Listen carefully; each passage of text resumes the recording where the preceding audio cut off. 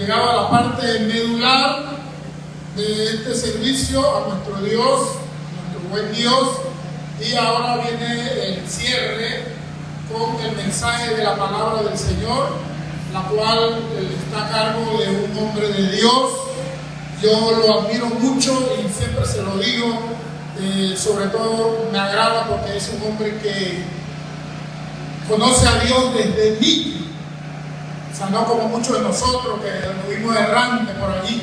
Él conoce al Señor desde niño y yo lo quiero como un padre, pero él es mucho más joven que yo, así que por eso no le puedo decir papá. Pero recibamos con un fuerte aplauso al pastor Ramón Icaza.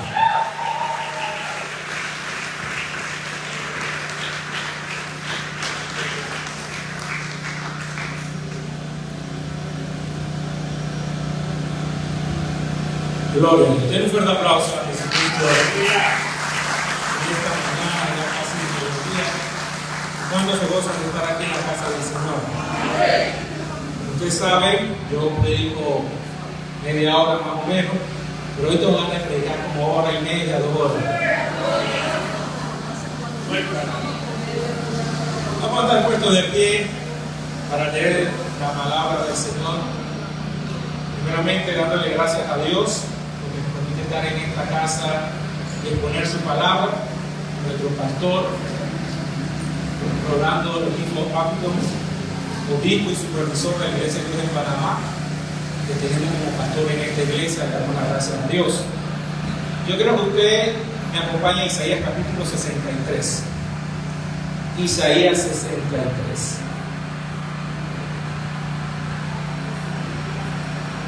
Isaías 63.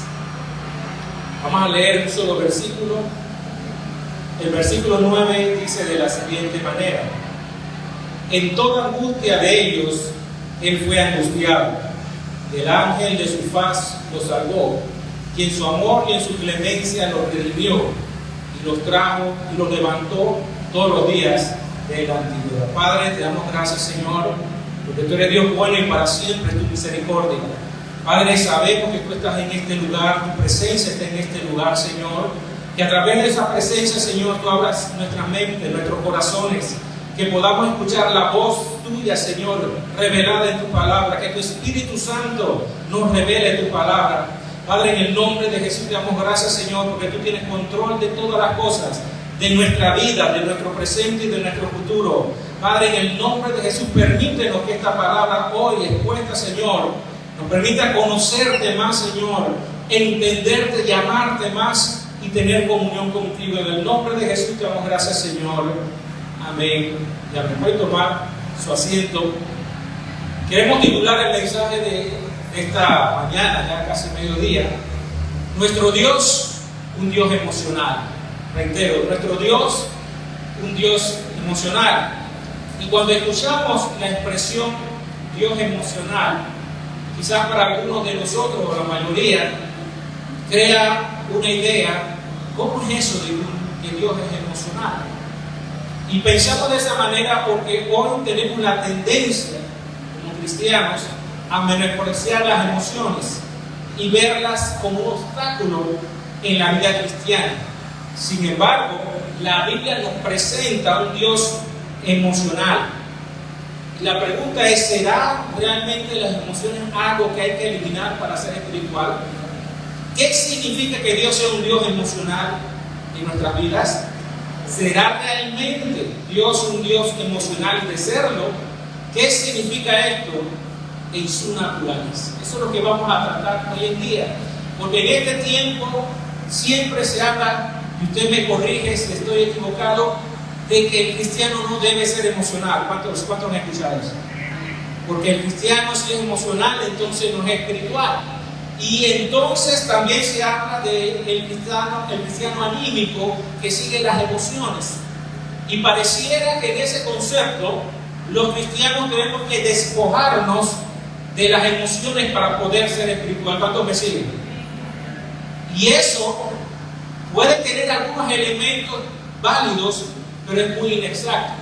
Y está llevando a muchos cristianos a no poder, primeramente, tener una comunión con Dios profunda, y en segundo lugar, volvernos insensibles con el prójimo.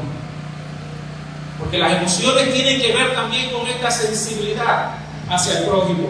Y de manera introductoria, la Biblia nos dice en 1 Tesalonicenses capítulo 5, versículo 23, que el hombre está compuesto por espíritu, alma y cuerpo, no lo dice claramente. Y el hombre fue creado a imagen y semejanza de Dios, tanto así que el tabernáculo, el primer templo que Dios permitió construir según el diseño que Dios le mostró a Moisés, también constaba de 3 partes: el lugar santísimo, el lugar santo y el atrio exterior, que representan también el templo de Dios en este tiempo. ¿Cuál es el templo de Dios en este tiempo? No es la estructura física. ¿Quién es el templo de Dios en este tiempo? Nosotros. La Biblia dice que nosotros somos ¿qué? ¿Templo de qué? Del Espíritu Santo. El Espíritu Santo mora en este templo, que al igual que el tabernáculo consta de 3 partes: el lugar más profundo, el lugar santísimo donde Dios se revelaba, donde Dios hablaba con Moisés cara a cara, etc. Eso representa el espíritu del hombre. En el espíritu del hombre están principalmente algunas funciones: la conciencia, ahí donde viene la revelación de Dios a nuestro espíritu de qué es bueno, qué es malo. La intuición es ahí en el espíritu. Cuando el espíritu tiene comunión con el Espíritu Santo, ahí es donde Dios se revela al hombre. De la misma forma como en el tabernáculo, en el lugar santísimo, Dios revelaba su gloria en el lugar santísimo. De igual manera, cuando este espíritu se ha corrompido por el pecado, en vez de tener comunión con el Espíritu Santo, tiene comunión con los demonios. Y usted ve ahí la manifestación de los santeros, los brujos, los satanistas, los hechiceros, en fin, todas estas personas que andan en el mundo que no agrada al Señor. La segunda parte es el alma. El alma es donde está la conciencia de nosotros mismos. Por eso dice la Biblia: el alma que pecare, esa morirá, porque es donde está nuestra personalidad, lo que somos. Ahí están las emociones. Cuando hablamos de emociones, hablamos de todos esos sentimientos: ira, tristeza, alegría, etc. Hablamos de los aspectos, la capacidad del hombre de amar, de odiar, de que alguien me caiga bien o me caiga mal, de tener empatía con los demás, los aspectos.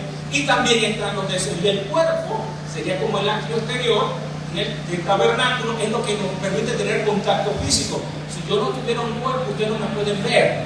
Si yo no tuviera un cuerpo, no pudiera tener relación con este mundo físico. De esa misma manera, si nosotros entendemos, Dios crea al hombre a su imagen y semejanza.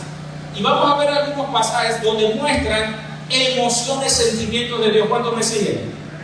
Dios tiene sentimientos. ¿Usted sabía que Dios tiene sentimientos? ¿Comprende lo que significa que Dios tenga sentimientos? Yo creo que usted me acompaña a Génesis capítulo 6. Y para ayudarnos a mantener un poquito activo, saque su Biblia, saque su celular y busque. Vamos a leer varios pasajes. Génesis capítulo 6. Mire lo que dice Génesis capítulo 6, versículo 6. Dice de la siguiente manera: y se arrepintió Jehová de haber hecho hombre en la tierra, y le dolió en su corazón. O sea, a Dios le dolió en su corazón. Un sentimiento de dolor. Dios creó al hombre. El hombre se corrompe por causa del pecado, y Dios ve a la humanidad que se ha corrompido. Y cuando Dios ve esa humanidad que se corrompió por causa del pecado, dice la Biblia que le dolió ¿dónde? En su corazón. Usted puede imaginar eso, que Dios le dio dolor. ¿Cuántos aquí vemos un familiar, nuestro esposo, nuestra esposa, nuestros hijos, nuestras hijas, alguien querido que conociendo al Señor se aparta, o sin haber estado en el Señor, por más que nosotros le hablemos, mantienen el pecado? ¿Qué produce eso en nuestro corazón? Dolor. Bueno, ese mismo dolor que usted experimenta en esa situación, cuando ve un ser querido que se aparta, dice la Biblia que también Dios le dolió en su corazón cuando vio al hombre corromperse. Y es interesante ver esta realidad, porque antes del juicio primero vino ¿qué? El dolor. No sé cuánto me sigue, porque a veces pensamos en un Dios de justicia y que no le importa con nadie. No, a él le dolió.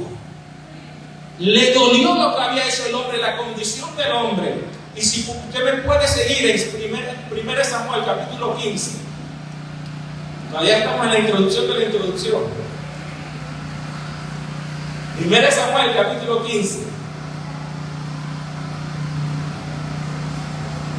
Versículo 11 dice de la siguiente manera. Dios, escuche bien, no el hombre, Dios escoge a Saúl.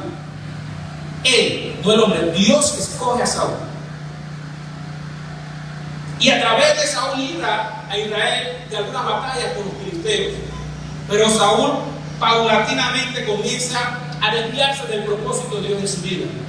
Y el versículo 11 dice Dios hablando con Samuel: me pesa haber puesto por rey a Saúl, porque se ha vuelto de pos de mí y no ha cumplido mis palabras. Mire que dice, Dios le pesa. O sea, Dios se arrepintió, Dios se defraudó, Dios se sintió decepcionado. Saúl no cumplió las expectativas y me siento decepcionado. ¿Cuántos de nosotros no hemos tenido decepciones con alguien que pensamos que va a hacer algo y no lo hace, nos decepciona? Bueno, ese mismo sentimiento Dios tuvo con Saúl. Miren, el Dios Todopoderoso teniendo los mismos sentimientos que usted y yo hemos sentido. ¿Cuántos me siguen? Esto es importante para traer la base del mensaje a medida que lo vamos desarrollando. Dios expresando emociones, Dios expresando sentimientos, porque Dios no miente, Él se dolió, a Él le empezó a poner a Saúl. En 1 Reyes 11:9, vamos a ir avanzando, dice la Biblia que Salomón se apartó de Dios y promovió la idolatría en Israel.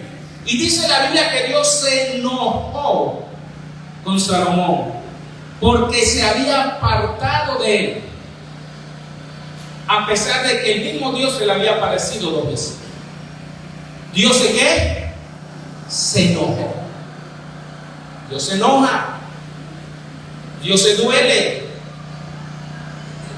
Dios le pesa cuando alguien no cubre las expectativas. Yo creo que lea conmigo Isaías 62. Isaías 62, versículo 5, dice de la siguiente manera: pues como el joven se desposa con la virgen, se desposarán contigo tus hijos, y como el gozo del esposo con la esposa, así se gozará contigo el Dios tuyo. Mire lo que dice, que Dios se gozará contigo. De la misma manera que el esposo se goza con ¿quién? Con la esposa. Por hace unas semanas aquí hubo un matrimonio, ¿cuántos lo recuerdan? Que ahí cuando uno se casa, ¿cómo están los esposos en ese momento?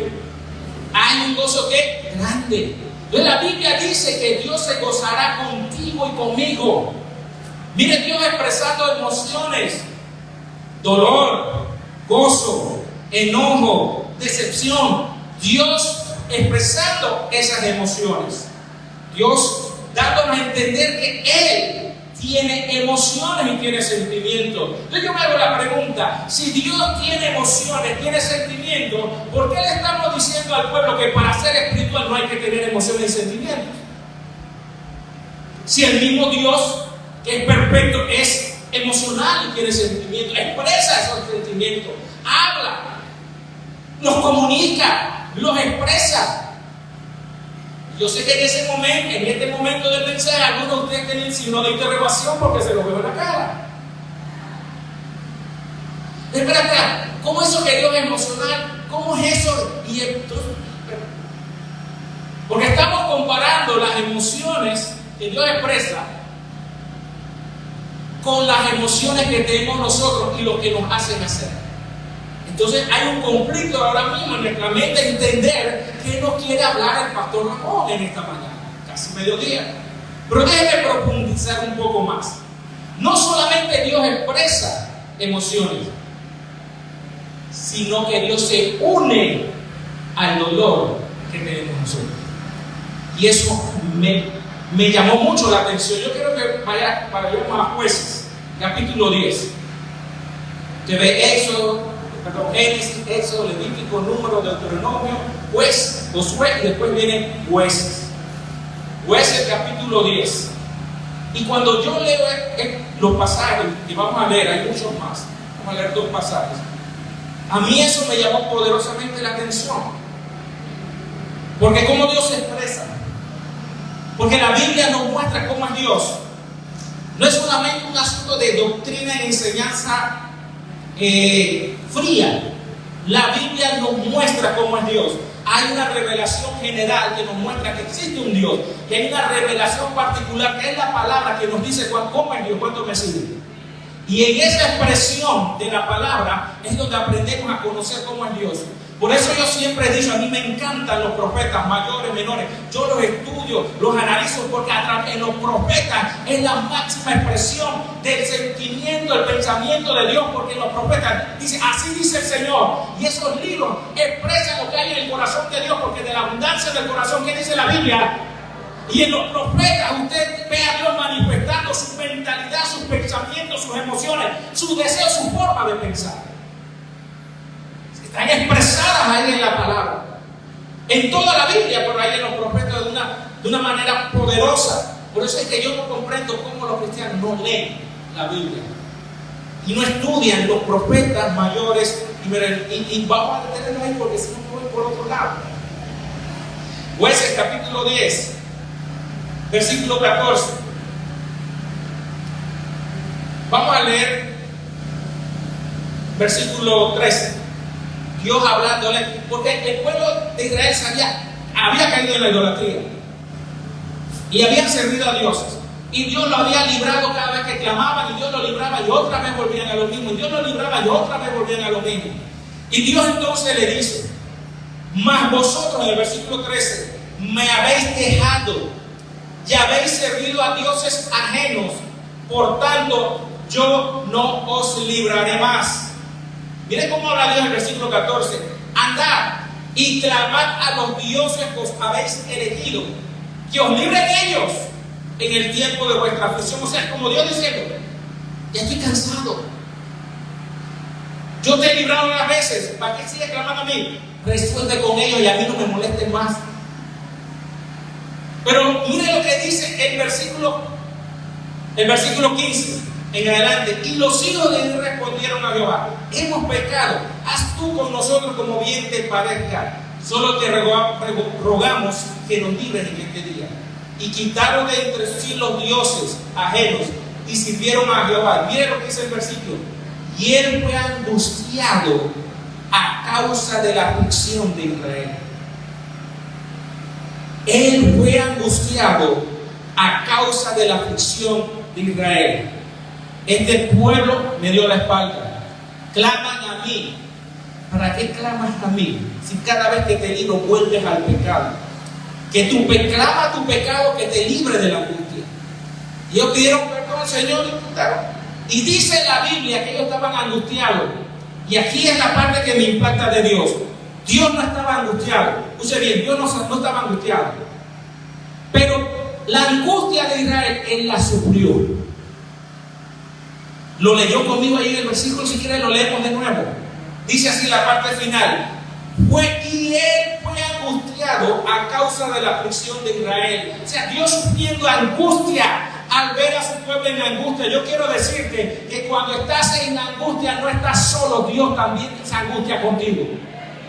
No estás solo. A veces pensamos que estamos solos. A veces pensamos que Dios ¿será que Dios no siente? No, Dios te ama y se siente. En la aflicción, en el problema, en la prueba, Dios también se aflige contigo. Es lo que dice la palabra. Porque Dios no es un Dios que yo soy perfecto, yo soy todopoderoso. A ver, te pongo X, te pongo gancho. Dios tiene empatía emocional con nosotros. Dios ve el dolor, no solamente lo ve, lo conoce. Y no solamente lo conoce, lo siente. ¿Cuándo me sigue? Dios siente nuestro dolor, inclusive cuando nos equivocamos. No solo lo ve, lo experimenta el dolor. Si usted ve el versículo que leímos al inicio, Isaías 63. Miren lo que dice la Escritura en Isaías 63. En el versículo 9: en toda angustia de ellos, él fue ¿qué? Angustiado. En toda angustia de ellos. Él también fue angustiado. O sea, Dios no es un Dios indiferente con tu tristeza. Dios no es indiferente con tu dolor. Dios no es indiferente con tu sentimiento de soledad. Dios no es indiferente con la angustia que puedas tener. Dios no es un Dios indiferente. Él lo siente también. ¿Y por qué le estoy hablando así? Porque yo quiero que la iglesia entienda que Dios está contigo. Porque observo y percibo en mi espíritu que gente riéndose aquí en la iglesia, porque tienen fe, porque conocen la palabra y tienen fuerza espiritual, pero por dentro hay dolor y aflicción. Pero te saludan, se ríen, todo bien, pero por dentro hay una carga de angustia que tienen dentro.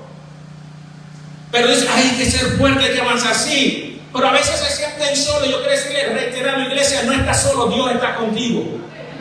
Y Dios no solamente ve la aflicción, ve el dolor, ve el llanto, ve ese nudo en tu corazón, sino que también lo siente y lo percibe y lo siente contigo. Porque en toda angustia tuya, pueblo, Él también ha sido angustiado. Porque te ama, no es un Dios indiferente. Y a mí, cuando entiendo estas cosas, mire lo que dice Juan capítulo 11. Y otra prueba de que Dios tiene sentimiento. ¿Qué nos dice Efesios capítulo 4? No que entristezcáis ¿a quién? Al Espíritu Santo. O sea, el Espíritu Santo, que Dios lo podemos poner ¿qué? Triste. Mire que hablo del Antiguo Testamento, Dios en su absoluta debilidad teniendo sentimientos. En el Nuevo Testamento, el Espíritu Santo, que es Dios, poniéndose triste. Porque podemos decir, no, hablar de Jesús, sí, Jesús tuvo emociones porque fue hombre. No, aquí estamos hablando de Dios no encarnado. El Espíritu Santo y Dios en el Antiguo Testamento, manifestando ¿qué cosa? Sentimiento, y manifestando ¿qué cosa? Emociones, empatía, identidad, unidad con su pueblo. Pero entendiendo que Jesús también es Dios, acompáñenme, Juan capítulo 11. Vamos a leer algunos versículos. Usted sabe la historia, la resurrección de Lázaro. Versículo 33. Jesús intencionalmente se queda un tiempo atrás, le informa que Lázaro ha muerto, está gravemente enfermo. Y Jesús intencionalmente se queda más tiempo, porque él sabía que Lázaro iba a morir. Él dice a sus discípulos que esta enfermedad no es para muerte, es para la gloria de Dios. Los primeros versículos del capítulo 11. Intencionalmente se quedan varios días más y Lázaro muere. Y Jesús le dice que no está muerto, sino que duerme. Y los discípulos dicen, bueno, durmamos con él.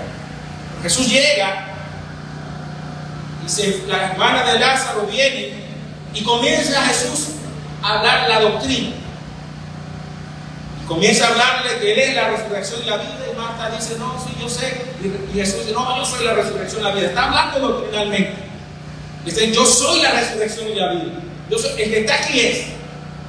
Pero a pesar de que Dios, Jesús, se queda intencionalmente 3 días, Él sabe que Lázaro ha muerto. Y Él sabe que lo va a resucitar. Y Él es la resurrección y la vida. Me llama la atención lo que dice. Del versículo 33 en adelante. Jesús, vamos a leer el 32. María, cuando llegó donde estaba Jesús, al verle, se postró sobre sus pies diciéndole, Señor, si hubieras estado aquí no habría muerto mi hermano. Presta atención. Jesús entonces, al verla llorando y los judíos que lo acompañaban también llorando, ¿qué dice? 1, se estremeció ¿dónde? Primero en su espíritu y se conmovió. Ahora en su alma se conmueve y dijo, ¿dónde le pusisteis? Y le dijeron, Señor, ven y ve. Versículo 35. Jesús, ¿qué? Lloró. Versículo 38. Jesús, profundamente conmovido, otra vez vino al sepulcro.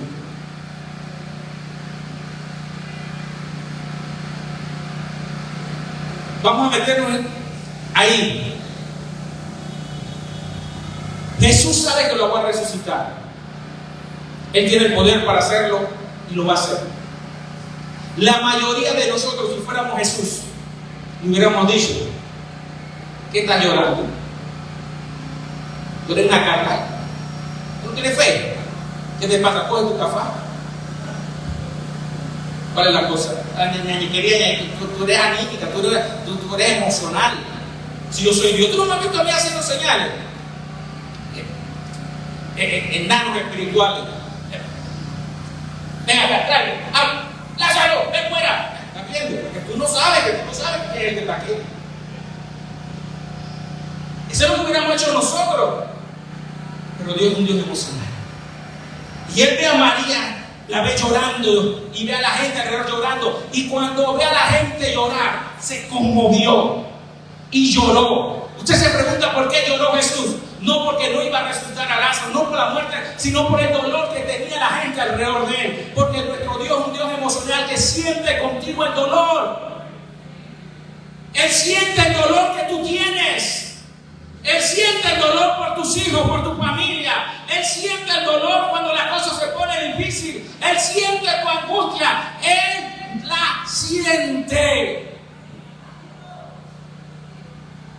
Y aunque tú no lo veas, aunque tú no lo escuchas, Él en los cielos siente tu aflicción, siente tu dolor. Y entonces eso me vuela la mente y el corazón. ¿Cómo es el Dios todopoderoso, creador del cielo y la tierra? El que gobierna, el que quita y pone reyes. El que dice: ¿quién me dio a mí primero para yo darle? ¿Quién me aconsejará a mí? Ese mismo Dios, de repente yo lo veo y dice: yo siento tu dolor, hijo mío. Yo me angustio contigo. Yo lloro contigo. Yo estoy contigo. Ese mismo Dios, aunque yo no lo vea y no lo entienda, Él está ahí conmigo en medio del dolor y la aflicción, y no estoy solo.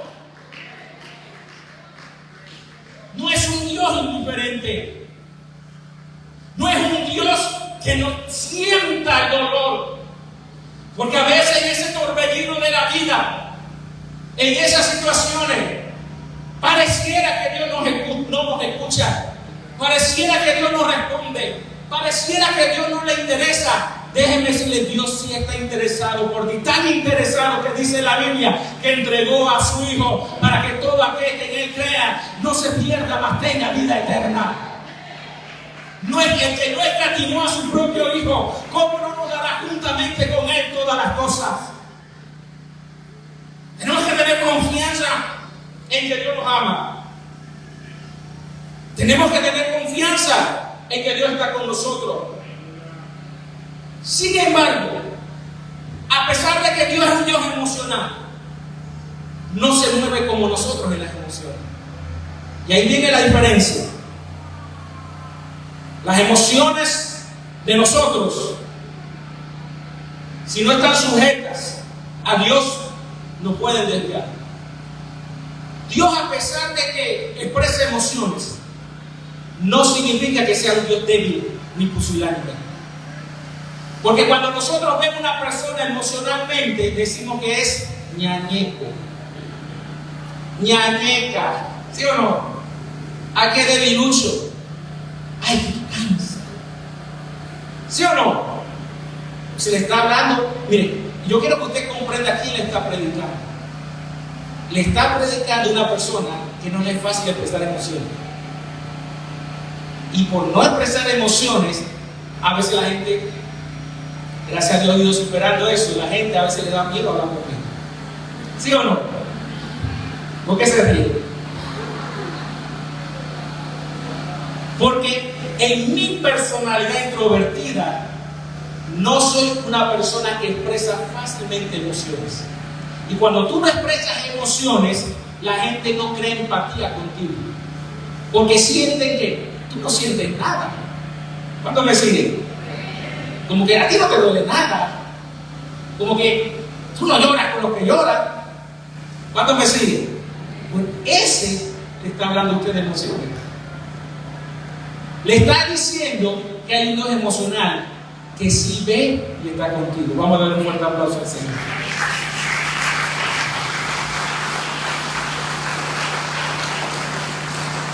Pero ese Dios, sus emociones no lo hacen débil. ¿Por qué? Porque a pesar de expresar sus emociones nunca lo hacen negar su divinidad, ni romper su palabra. Esa es la diferencia. A pesar de expresar sus emociones, Dios nunca deja de cumplir su palabra y jamás va a negar su divinidad. Por eso la Biblia dice que aunque nosotros seamos infieles, Él permanece ¿qué? Mire que interesante, porque la Biblia, como vimos en el mensaje anterior de Dios, en Deuteronomio, cuando habla de las consecuencias de la desobediencia, prácticamente es un mensaje profético lo que iba a hacer Israel. Y le hizo un cántico a Moisés y dijo: yo sé que después de tu muerte este pueblo se va a integrar de Dios, la gente te van a abandonar. Y con todo y eso que Dios lo sabía, en Jueces vemos cómo Él se comporta. Que te libre nosotros, que te libre tu pecado, a eso que tú sigues. Y cuando ellos estaban ahí rogándoles, dice que Dios se angustió con ellos. Dios sabía que se iban a apartar, pero de todos modos se angustió. Dios sabía que Saúl iba a fallar, pero lo puso con un propósito para enseñarnos algo a nosotros. Porque la Biblia dice que las cosas escritas para nuestra edificación fueron escritas. O sea, había un propósito de Dios, pero a pesar de que Dios sabía, Él sintió, pero siguió su propósito. Dios mantiene su divinidad y su propósito a pesar de sus emociones y cumple su palabra. Por eso mire lo que dice la Biblia. 1 Pedro capítulo 1. Y aquí viene una parte interesante.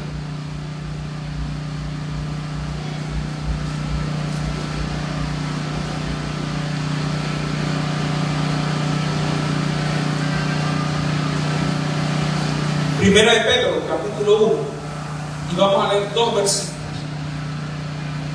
Miren, aunque Dios tenga emociones, Dios sigue siendo Dios, sigue siendo juez y sigue siendo santo. Y Él no dará por inocente al culpable. Miren lo que dice Primera de Pedro, capítulo 1, versículos 16 y 17. Dice de la siguiente manera: es porque escrito está: sed santos porque yo soy santo. Y si invocáis por Padre aquel que sin acepción de persona juzga según la obra de cada uno, conducidos con temor todo el tiempo de vuestra peregrinación. Aunque Dios tenga sentimientos, tenemos que tener temor de Dios. Y el temor de Dios se está perdiendo en muchos lugares. ¿Por qué yo tengo que tener temor de Dios? Porque aunque Dios se angustie, aunque Dios sienta conmigo, si a la larga yo no obedezco la palabra, por más dolor que Él sienta, Él no va a hacerse de la vista gorda por sus emociones y me va a dejar pasar a pesar de mi pecado. Porque Él es un Dios que no hace acepción de personas y va a juzgar a cada uno según ¿qué? Sus obras. Por más angustia que Dios sienta, por más dolor que Dios sienta por lo que estás pasando, si usted y yo no caminamos en santidad, Dios no va a hacerse de la vista gorda y mirar para otro lado, decirte: ay, yo te quiero mucho, ay, mira, que yo me duelo contigo, y va a decirte: buena chance pasa. No, porque sin santidad nadie verá al Señor. Y si usted no lo entiende y yo no entendemos la palabra santidad para que la entendamos, santidad no significa ser inmaculado. Inmaculado significa sin mancha y sin pecado. El único sin mancha y sin pecado se llamó Jesucristo. No hay nadie más así. Santidad no es ser inmaculado. Tenemos ese concepto católico de que santo es perfecto, que nunca se equivoca. Eso no está en la Biblia, eso no es santidad, eso es ser inmaculado. Y el único inmaculado se llama Jesucristo. La santidad, si usted la quiere entender, más fácilmente es vivir en integridad. Y vivir en integridad no solamente en lo que hago, sino en lo que hay en mi corazón. Porque si yo me muevo con una conducta íntegra por fuera, pero mi corazón no está bien por dentro, soy sepulcro blanqueado. Que por fuera me muestro justo delante de los hombres, pero por dentro estoy lleno de huesos secos y muertos. La integridad es tanto en las acciones como en las intenciones del corazón. La integridad es por fuera, pero también es por dentro. La integridad es aquí en el corazón, un corazón conforme al corazón de Dios. Entonces, cuando yo comienzo a entender esto, yo sé que Dios me ama, yo sé que Dios se duele conmigo, yo sé que Dios hace esto, pero yo no Dios no es alcahuete. Y aunque me ame y aunque se duela conmigo, yo no voy a hacer de la vista gorda. Yo tengo que temer a Dios. Es más, la Biblia nos dice en 2 Corintios capítulo 7, versículo 1 de la siguiente manera: perfeccionando la santidad en el temor del Señor. La santidad se perfecciona porque no es perfecto, usted la va desarrollando en el temor del Señor. ¿Qué pasa con nosotros los seres humanos?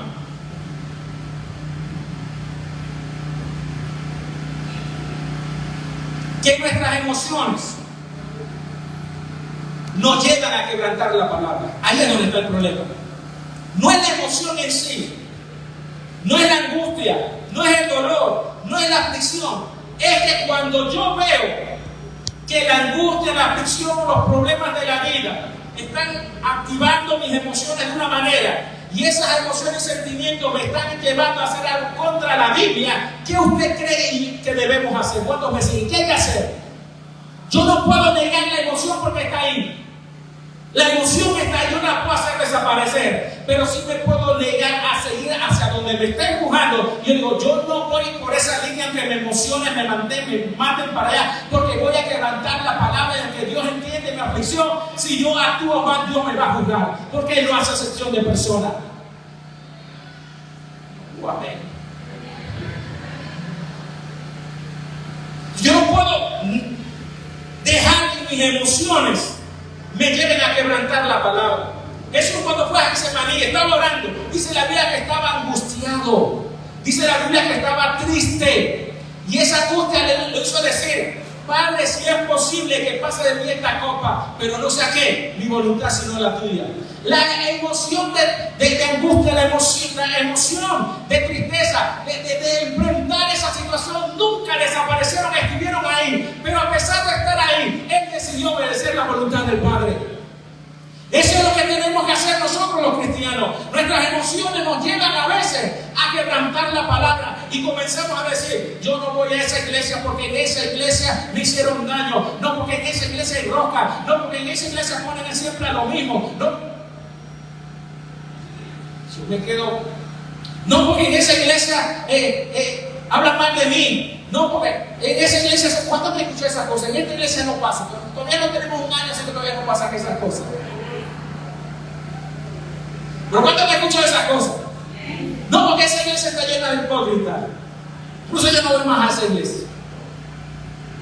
Le decía yo a los jóvenes hace unos días: pero si no vas a la iglesia, te vas al mundo.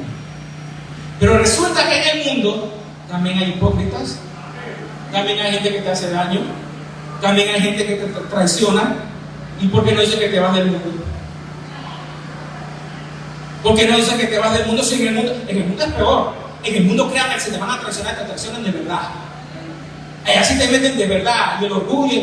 La gente no tiene ni idea de lo que es el mundo allá. Al principio es muy bonito, pero después te van a pasar como el hijo pródigo, y cuando se acabe todo lo bonito tuyo te dejan atrás y te tiran. Así es el mundo. Si yo no entiendo cómo allá en el mundo te hacen daño, te afligen, te dan por la espalda, es la supervivencia del más vivo, del más ágil, y tú me dices: me voy del mundo porque me dijeron. ¿Te escuchas a alguien decir eso? Ah, pero de la iglesia sí se me voy de la iglesia. ¿Por qué? Porque nuestras emociones nos traicionan y el diablo y la mentira de nuestra carne y nuestra naturaleza pecaminosa nos ciega la vista de valorar lo que tenemos aquí en la iglesia de Jesucristo, que con todas sus imperfecciones es el mejor lugar donde estar y crear relaciones. Es la iglesia, con todas sus imperfecciones y las peleas y las diferencias, y a veces no me llevo, pero ahí voy, no dejo mi emoción y voy a perdonarte. Yo no entiendo, pero voy a perdonarte, punto. Y voy a caminar. Entonces, ¿qué venimos? Venimos con malicia, a otra cosa rara. La malicia en el mundo nos protegía mucho, y en Samaria saltará. ¿Cuándo han escuchado eso? Entonces venimos entonces tenemos una psicosis de que nadie puede decir nada, porque todo el que dice algo es que me la están tirando a mí, es que me están atacando, es que contra mí. Yo tengo una psicosis toda rara. Yo no entiendo eso, porque eso no está en la Biblia. Yo no veo a los profetas, yo no veo a los...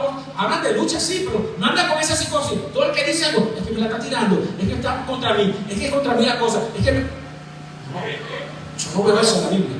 Perdón, pero eso no está en la Biblia. Yo no sé qué Biblia estamos leyendo. Cuando la Biblia habla de la batalla, habla con la batalla con los que están afuera, los que están en línea.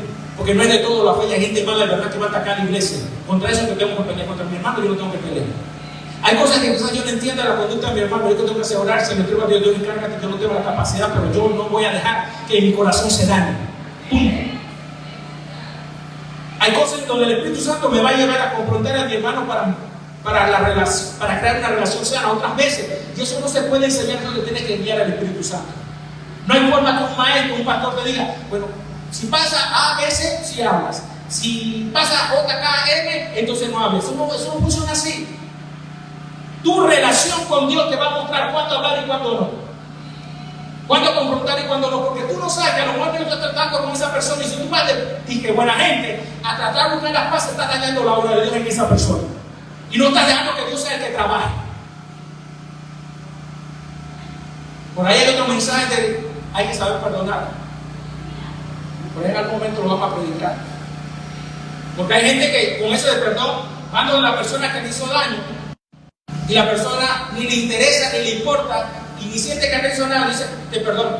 Es que tú estás loco, que te perdono. Que fuera aquí y te llenen de perdón.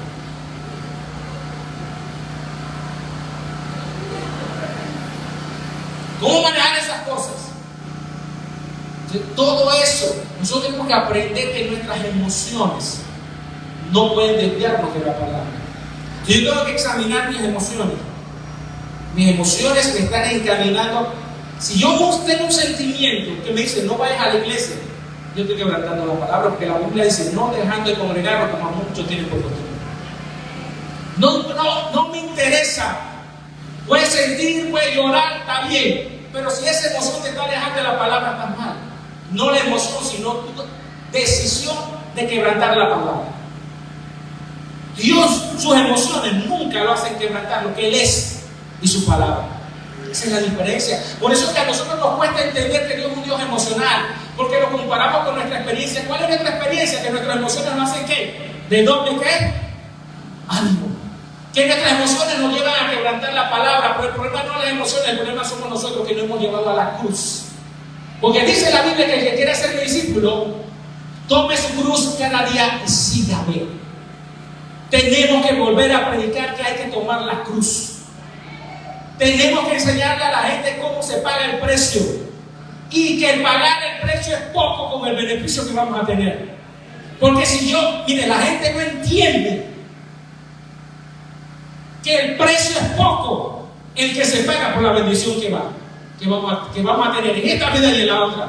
Entonces, como el pueblo no comprende, porque nosotros no le hemos enseñado los beneficios de pagar el precio, y nos las pasamos diciendo, perdóname que me estoy extendiendo porque sigo para como dice aquel por ahí.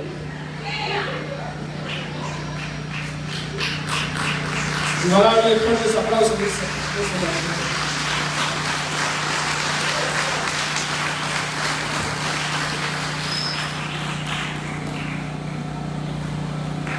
nosotros tenemos que aprender y enseñarle al pueblo que hay beneficios de pagar el precio.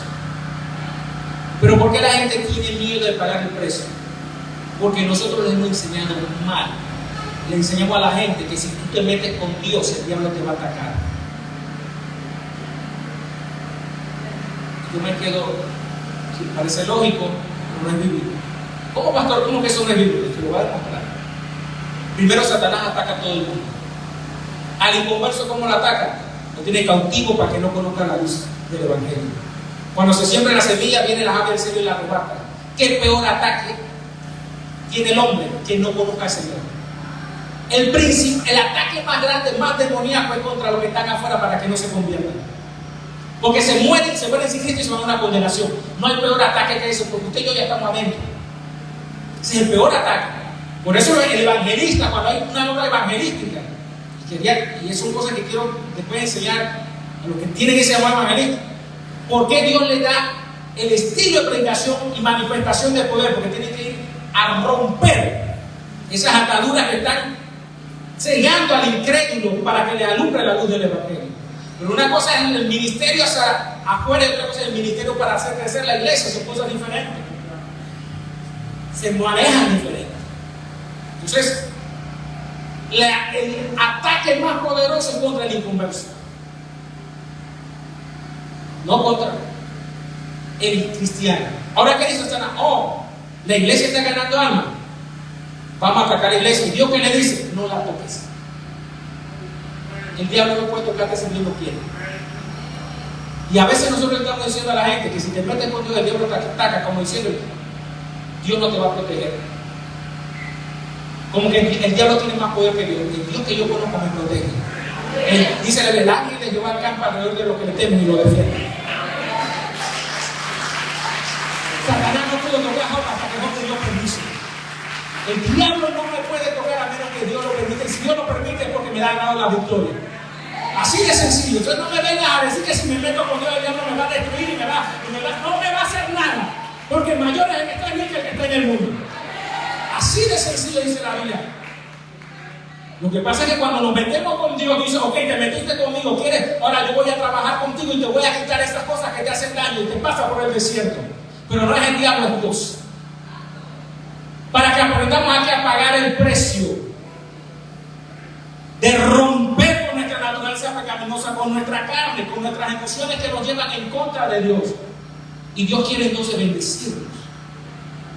Pero como hay gente que se cree más espiritual que los otros y por su mala cabeza y sus malas decisiones que la pasan toda la vida en prueba, la única forma de justificar su idea es que el diablo me está atacando. El diablo no te está atacando, es tus malas decisiones. Son tus malas decisiones, no es ningún diablo. Después que tomas las malas decisiones, el diablo se aprovecha y le mete candelas a otra cosa. Pero tú la diste cuenta. Tienes 10 años, 20 años, 50 años, en prueba. Yo en ese evangelio, yo no te la Biblia dice que tuvieron pruebas, pero también Dios te da momentos de alegría y de gozo.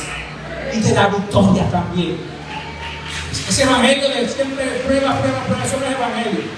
Entonces, ¿qué decimos? Es que Dios me manda pruebas a mí porque yo soy más espiritual que tú, no me la manda a ti porque tú no la puedes soportar.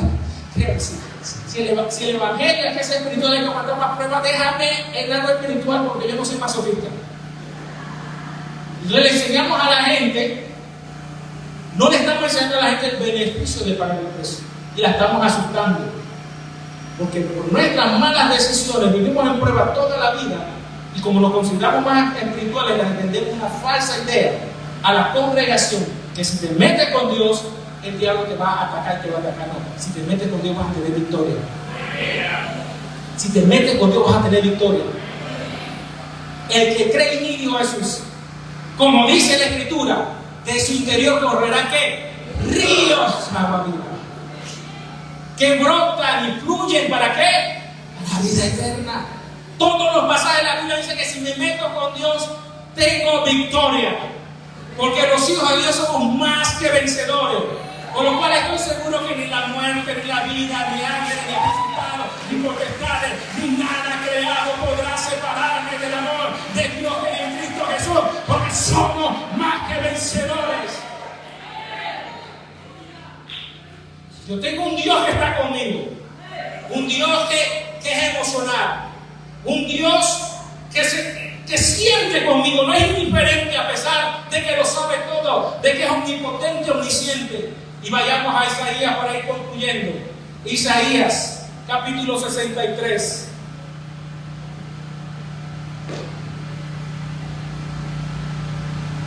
El versículo que leímos al inicio. Versículo 9. Isaías 63, 9. Dice: en toda angustia de ellos, Él fue angustiado. Mire lo que dice: y el ángel de su faz lo salvó. Escuchen, Dios está contigo, iglesia. La angustia, la aflicción, el dolor que sientes no está solo. No solamente Dios lo sabe, lo siente. Y Él manda a su ángel para que te salve. Y en su amor y en su clemencia te redime y te trae y te levanta todos los días. Hay victoria en Cristo Jesús. Hay victoria. victoria en Cristo Jesús. Yo no sé si tu angustia y tu aflicción se acaba hoy. Tal vez sí, tal vez no. Pero una cosa sí sé. Él está contigo. No solamente sabe tu aflicción. No solamente sabe tu angustia. Él también la siente. Y Él te ha declarado que te va a dar la victoria. Que va a mandar a sus ángeles delante de ti para que tu pie no tropiece en piedra. Yo no sé si va a quitar eso hoy. Pero una cosa sí sé. Que si te mantienes fiel a Él, eres más que vencedor, y las puertas del Hades no van a prevalecer contra tu casa, contra tu familia, contra tu economía, contra tu descendencia, contra tu salud. No van a prevalecer, porque aquí la iglesia de Jesucristo es victoriosa. Si usted lo cree, denle un fuerte aplauso al Señor y póngase sobre sus pies y alabe la gloria de Jehová, porque Él está con nosotros como poderoso gigante. Denle un fuerte aplauso al Rey de Reyes y Señor de Señores. Póngase sobre sus pies, denle fuertes aplausos